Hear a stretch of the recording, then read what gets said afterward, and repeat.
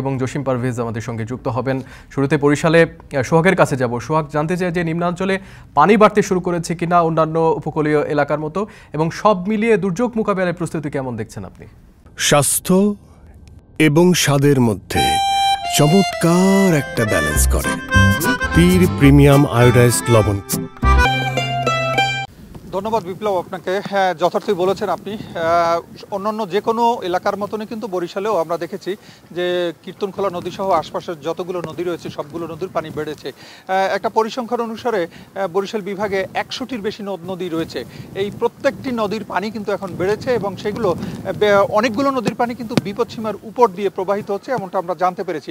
কিছুক্ষণ আগে আমি পানি উন্নয়ন বোর্ডের সাথে কথা বলেছিলাম, তারা এই তথ্যটি আমাদেরকে দিয়েছেন। আর ঘূর্ণিঝড় উপদ্রুত এলাকাগুলোতে আমরা খোঁজখবর নিয়ে যেটা জেনেছি, বরিশাল বিভাগের বিভিন্ন জায়গায় বিশেষ করে পটুয়াখালী, ভোলায় এই দুইটি জেলার চরাঞ্চল যেগুলো আছে সেগুলো নিম্নাঞ্চল প্লাবিত হয়েছে। এবং শুধু এই দুটি জেলাই নয়, বরিশালেরও বিভিন্ন জায়গার নিম্নাঞ্চল যেমন হিজলা, মুলাদি এবং মেহেন্দিগঞ্জ, এই তিনটি জায়গা হচ্ছে বরিশালের সবচেয়ে বেশি এই সব ক্ষেত্রে গুরুত্বপূর্ণ বা ভার্নারেবল জায়গা, এবং এইসব জায়গার অবস্থাও কিন্তু প্রচুর খারাপ অবস্থা রয়েছে। আমরা খোঁজখবর নিয়ে এমনটা জানতে পেরেছি। কথা বলেছিলাম কিছুক্ষণ আগে বরিশালের বিভাগীয় কমিশনারের সাথে।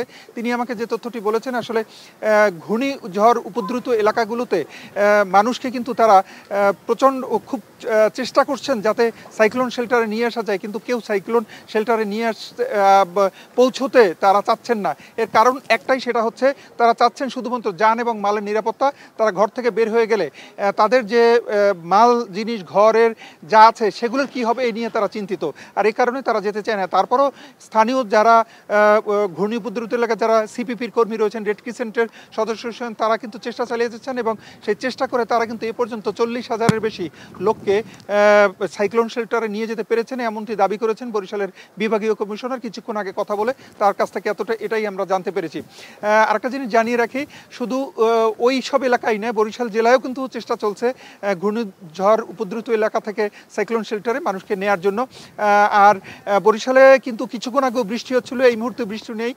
এই মুহূর্তে আমরা যেটা দেখছি যে আকাশে মেঘ রয়েছে, পানি বেড়েছে এবং নিম্নাঞ্চলগুলো প্লাবিত হয়েছে, আরও প্লাবিত হওয়ার সম্ভাবনা রয়েছে, এমনটি আমরা জানতে পেরেছি।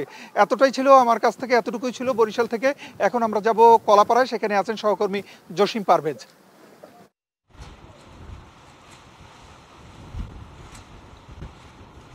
দর্শক, আপনাকে ধন্যবাদ। আমি এখন দাঁড়িয়ে আছি শিববাড়িয়া নদে। এটি হচ্ছে আলিপুর মহিপুর মৎস্য বন্দরের একমাত্র পোতাশ্রয়। এখানে কিন্তু বিভিন্ন নদীতে যে জেলেরা তাদের ট্রলার নোঙর করা ছিল, সে সকল নদীতে তীব্র স্রোত এবং অস্বাভাবিক বাতাস প্রবাহিত হওয়ায় তারা টিকতে না পেরে এই পোতাশ্রয়ে তারা আশ্রয় নিয়েছে। কিন্তু এখানকার জেলেদের সঙ্গে আমি কথা বলেছি, তারা বলেছে যে এখানে যে ঘাটে নোঙর করা তাদের ট্রলার, সে ট্রলার কিন্তু বেঁধে রাখাটাও দায় হয়ে দাঁড়িয়েছে। আপনি দেখতেই পাচ্ছেন তীব্র স্রোত বয়ে যাচ্ছে এই শিববাড়িয়া নদে। এবং একই সঙ্গে আপনাকে আরও জানিয়ে রাখি যে উপকূলীয় অঞ্চলে নিম্নাঞ্চল প্লাবিত হয়েছে। এখনও কিন্তু যে পানিতে প্লাবিত হয়েছে সে পানি কিন্তু খুব ধীর গতিতে নামছে। এবং আপনাকে আরও জানিয়ে রাখি, বেলা 2:30টা পর্যন্ত কিন্তু বাতাসের দমকা বাতাস প্রবাহিত হচ্ছিল, কিন্তু এখন বর্তমানে কিন্তু টানা ঝড়ো হাওয়া বয়ে যাচ্ছে উপকূলীয় অঞ্চল থেকে। এর কারণে কিন্তু মানুষের ভিতরে এক প্রকার আতঙ্ক বিরাজ করছে যে সিডার আইলা মতো ভয়াবহ রূপ ধারণ করে এই ঘূর্ণিঝড়টিও উপকূলে আঘাত হানবে। সে বিষয়ে কিন্তু প্রশাসন পরিচালনা আরো জোরদার করেছে এবং নিম্ন অঞ্চলের মানুষদের আশ্রয় কেন্দ্রে আনার জন্য বাধ্য করছে, এমনটি নিশ্চিত করেছে উপজেলা নির্বাহী কর্মকর্তা রবিউল ইসলাম। এবং সকল এখানকার যে 135টার মতো যে আশ্রয় কেন্দ্র, সেইগুলো কিন্তু প্রস্তুত রাখা হয়েছে, শুকনো খাবার প্রস্তুত রাখা হয়েছে, মেডিকেল টিম গঠন করা হয়েছে।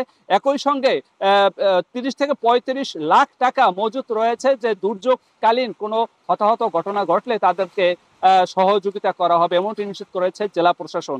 তো আপনার মাধ্যমে আরও জানিয়ে রাখি যে বঙ্গোপসাগরের তীরবর্তী যে সকল এলাকা রয়েছে সে সকল এলাকার কিন্তু এখন দুর্যোগপূর্ণ আবহাওয়া বিরাজ করছে। এই ছিল আমার কাছে সবশেষ। আমরা এখন ফিরে যাচ্ছি স্টুডিওতে। বরিশাল এবং পটুয়াখালীতে রিমালের প্রভাব নিয়ে জানছিলাম, একটু ঘুরে আসতে চাই।